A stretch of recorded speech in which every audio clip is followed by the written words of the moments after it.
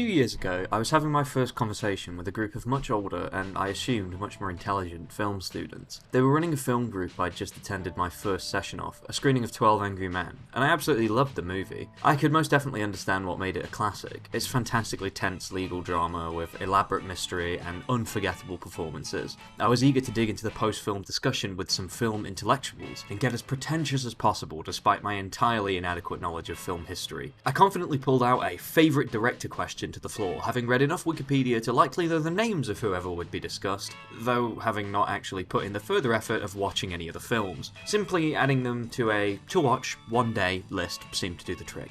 Names I'd expected came out, the obvious like Kubrick, Hitchcock, Scorsese, the French New Wave represented by Truffaut and Godard, more modern choices like Villeneuve or Wes Anderson. Brilliant, I thought. I've ignited fantastic discussion, and I'm overwhelmed with film recommendations. And no matter who they highlight, everyone gets time to explain why, and their opinion is validated. Time to share mine. Quentin Tarantino. I naively and brashly trumpeted. A pin-drop silence. Then a general groan of disappointment. Rolled eyes, shaking heads. The leader of the group hits me square in the face with a, "Really?" Now, don't misinterpret what I'm saying here. I didn't expect to be praised as some sort of revolutionary. I'm well aware he's known as one of the most commercially and critically successful filmmakers of all time. I know we all know Quentin Tarantino is good at his job, or at least I thought we did. The most I got out of the table after that point was an admission from one guy that Kill Bill Volume 1 was fun. So I tried to explain what it was I loved about his films.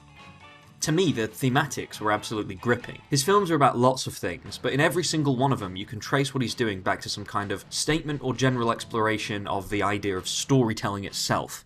Metafiction. I see them sometimes called films about film, but I think that's a little too specific. Tarantino tells stories about stories. That's the simplest way to put it. And in his direction, he's made no secret of how much he borrows from his influences. Of course metafictional work does. It relies on amalgamating, deconstructing, subverting, or just plain following tropes and shots from its predecessors.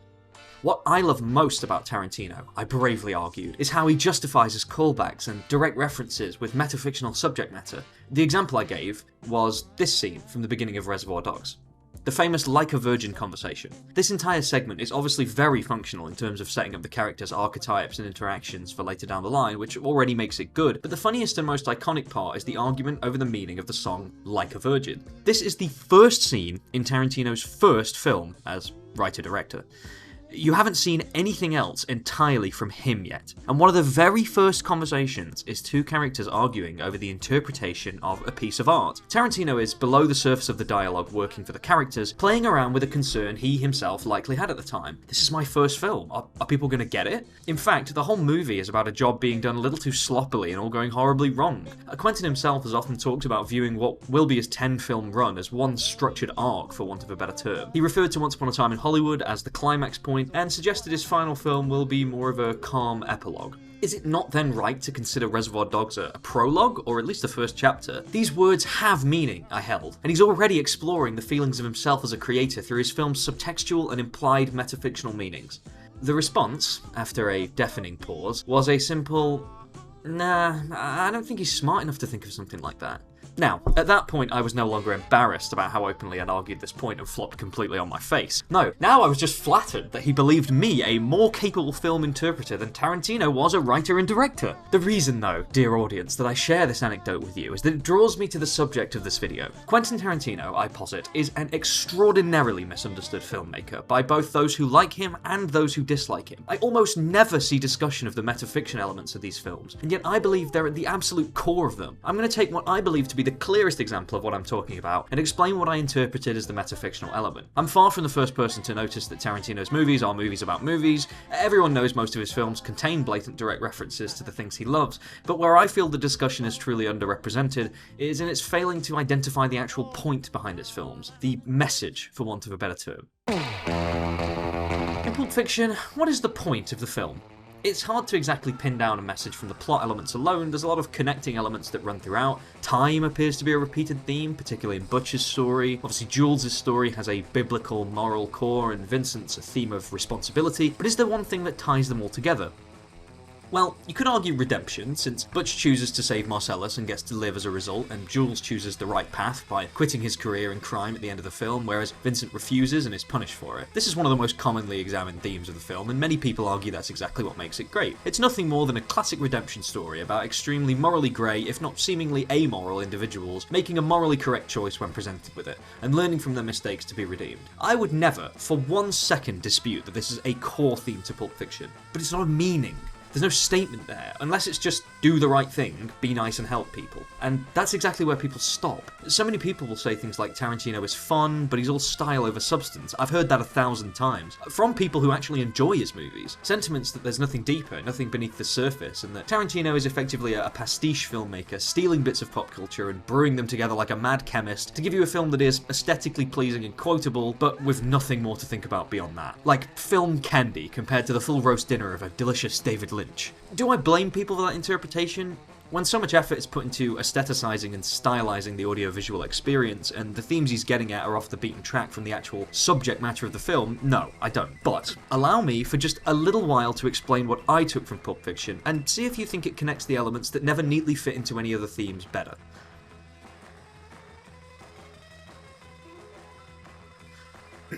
Pulp Fiction is a story about the power of stories. It is a movie wherein rumours, verbal accounts, legends, parables dictate everything that occurs and impact on every single character's motivations more than any other force. Right in our first conversation, Pumpkin tells Honey Bunny a quick tale he heard about a guy who robbed a bank with a phone.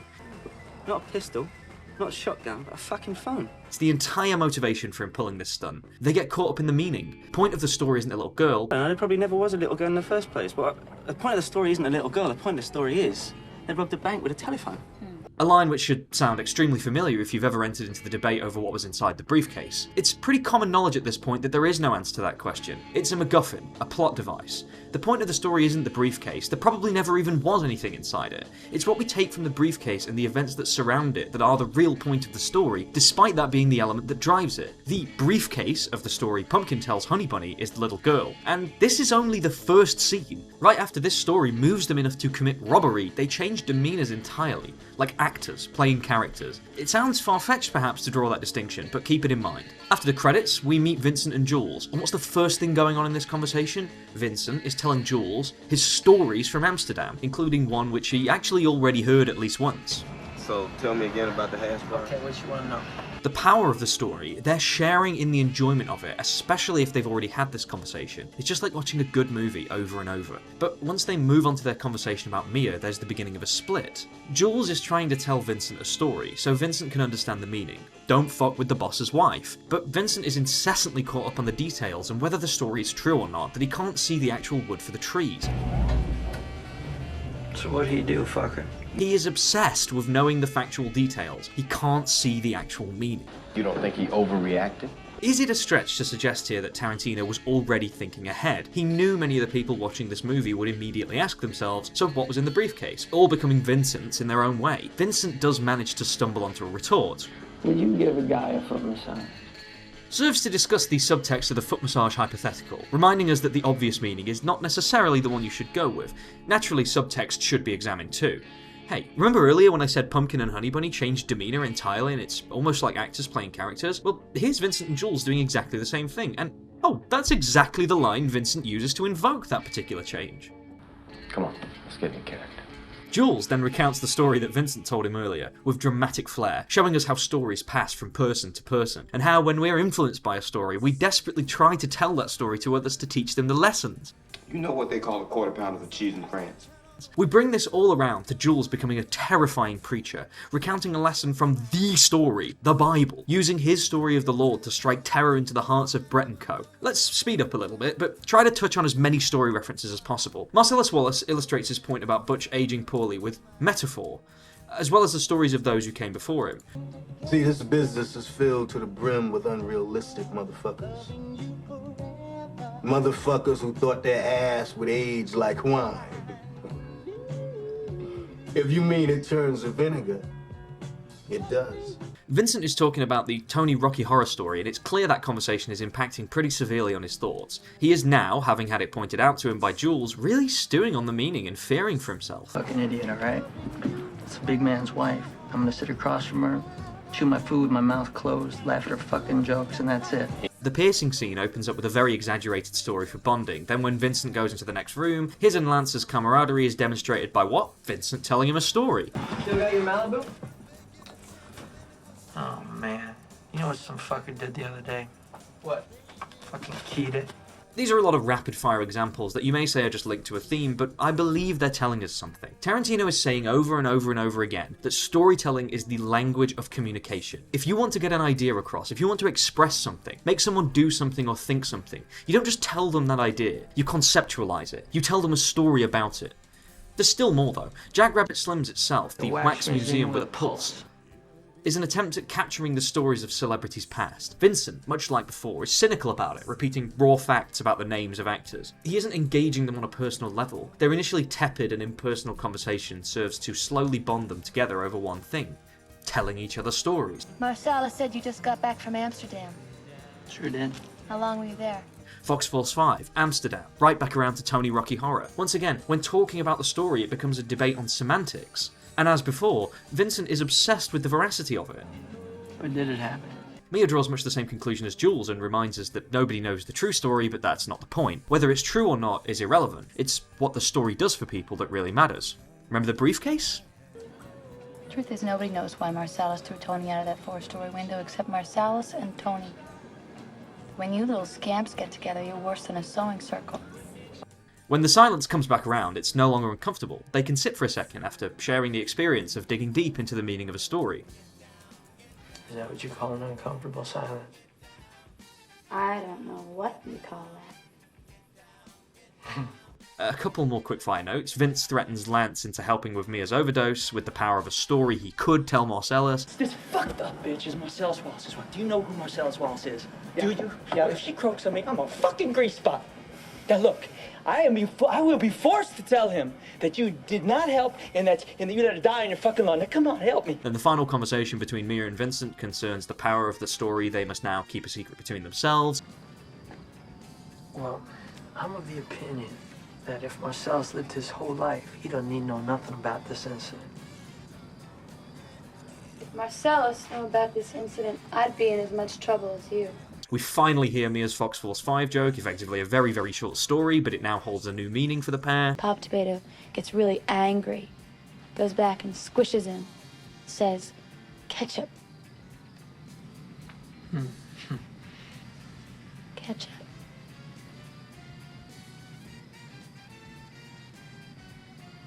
See you around. Wow.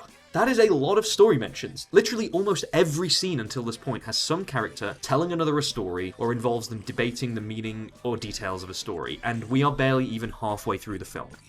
Butch is sat watching cartoons without saying a word, becoming the product of the stories he's watching over and over, before Captain Coons comes in to tell him a very long, very serious story. The detail provided is enough to make anyone want absolutely nothing to do with the watch. After all, it's been up two different men's asses for considerable time, but Butch grabs it right after the story is done. We smash cut to Butch in the present day, thinking about the story right before a fight, the meaning behind this story, the significance it had to Butch's grandfather, then his father, then the captain, and now to him, are still influencing him as an adult. The power here is not in the watch, it is a given power by the story Coons tells alongside it. The conversation between Butch and Esmeralda is a willing audience desperately begging for an account of horrible violence. Then they discuss the story she'll give as an alibi for Butch, worth $100, the power behind that story. A little something for the effort. Now, if anybody asks you who your fare was tonight, what are you gonna say? It's food. 3, well dressed, slightly toasted Mexican. There's this discussion between Butch and Fabienne that most people consider to be her metaphorically telling Butch she wants to be pregnant, finding a way to communicate a very big topic with an imagined reality. But on a woman, a pot belly is very sexy. The rest of you is normal. Normal face, normal legs, normal hips, normal ass, but with a big, perfectly round pot belly. Obviously then, everything that follows is incredibly connected to the story of the watch itself. It has insane power over Butch, enough to make him go right into harm's way just to grab it. Butch's rapid demeanour change when he's alone looks suspiciously like he might have been playing a character to Fabienne. Then, during the entire pawn shop sequence, Butch finds himself in a situation meant directly to mirror that which he heard in the story of the watch. Tarantino himself said in commentary that when Butch turns around at the pawn shop door to go back for Marcellus, he has this exact quote from Coons in his head. Hopefully, You'll never have to experience this yourself, but when two men are in a situation like me and your dad were for as long as we were, you take on certain responsibilities of the other. Butch ultimately does the right thing in the situation, simply as a result of a story he was told as a child. That's some power, alright. Moreover, this whole situation ends much the same way as that of Vincent and Mia. The story of what happened in this basement holds tremendous power for all of those involved. Don't tell nobody about this. This shit is between me, you, and Mr. Soon-to-be living the rest of his short-ass life in agonizing pain rapist here.